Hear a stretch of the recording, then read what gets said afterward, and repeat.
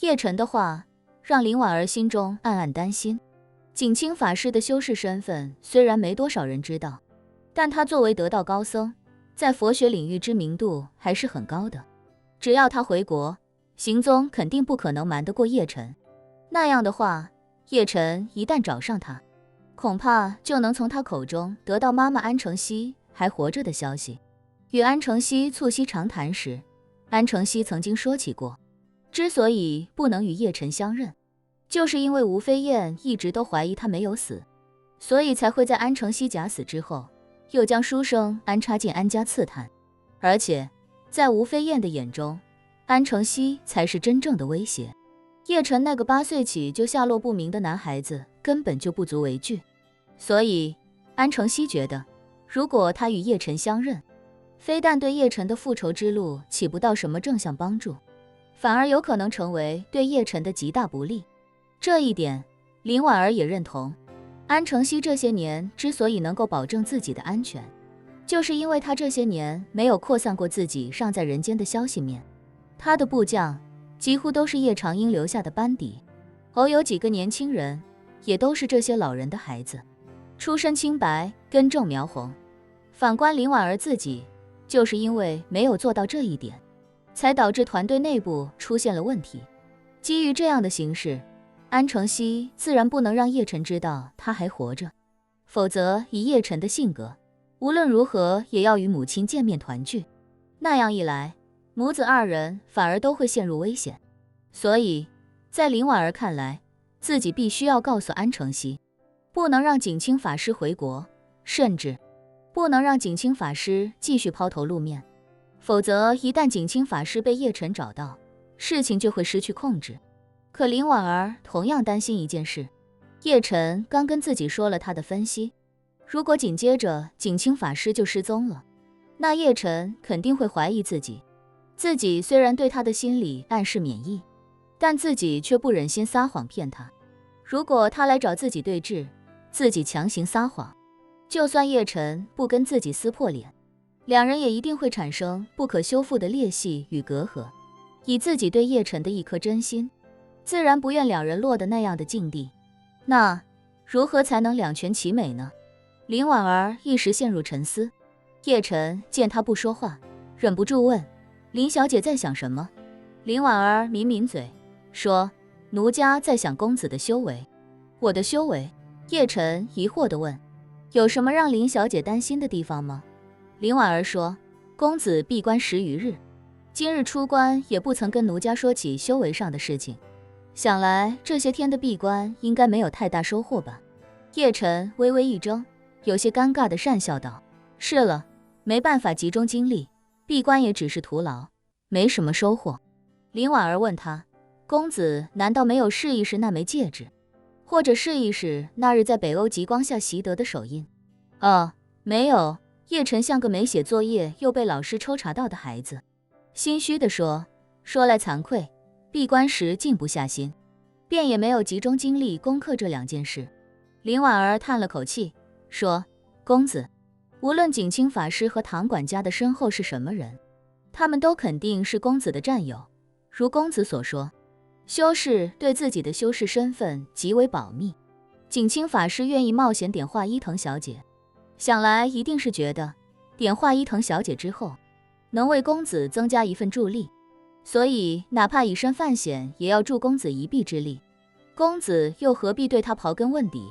如果公子找到他，基于你们都是修士，一个修士暴露的机会还不算大，2个修士碰到一起，暴露的机会一定几何倍增加，这样又有什么好处呢？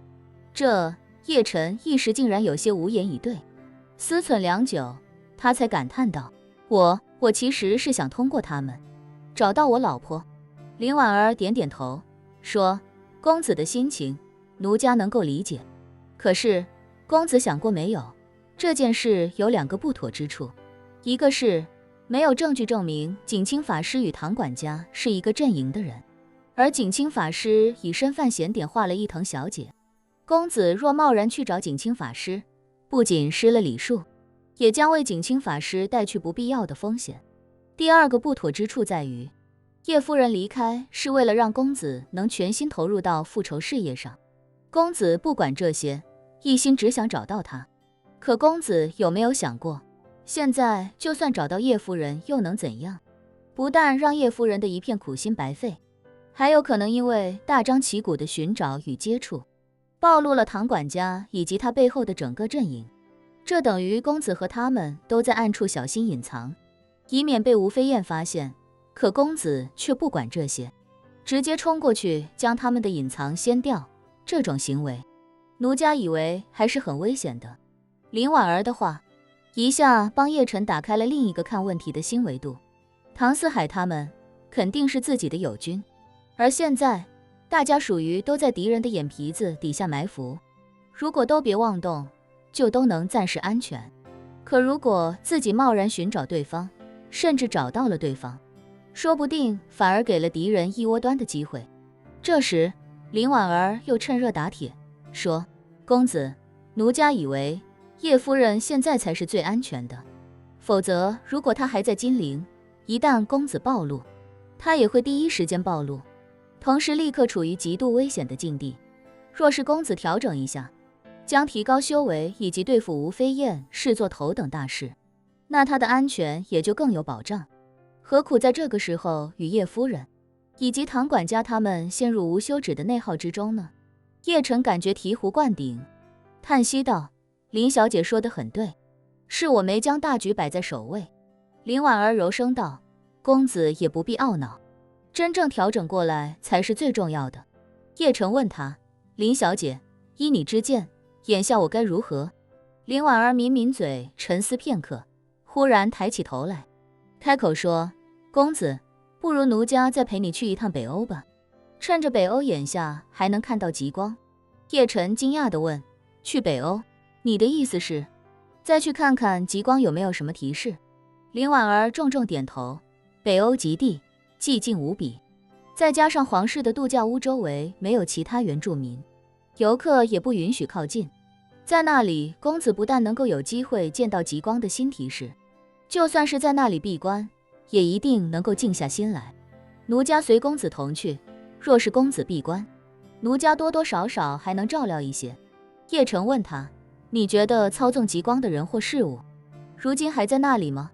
林婉儿喃喃道，奴家有种感觉，但一直还没得到印证。叶晨问，什么感觉？林婉儿看着叶晨，语不惊人事不休地说，奴家以为当日操纵极光的事物应该不在那里，而是在公子身上。什么？叶晨瞪大眼睛脱口问他，在我身上？何以见得？林婉儿认真道，极光是一种高能带电粒子与地球磁场和高层大气的相互作用所产生的自然现象。换句话说，极光如天空坠落的细沙，很容易被细微的能量所影响而改变轨迹和形态。公子有没有看过一部名为《星际穿越》的电影？叶晨点头，看过。林婉儿解释道，以奴家这些年学到的知识来看，那部电影的底层逻辑还是很有科学依据的。主角在高维空间里试图向他的女儿传递消息时，他借助的便是房间里细微的沙尘。奴家以为应该就是身处高维空间，他的能量很难稳定传递到三维空间，所以他只能试着去影响那特别飘忽、极容易被微小力量改变的细沙尘。那么如果套用这个逻辑，那极光和细沙尘一样，也是一种跨纬度传递信息的好办法。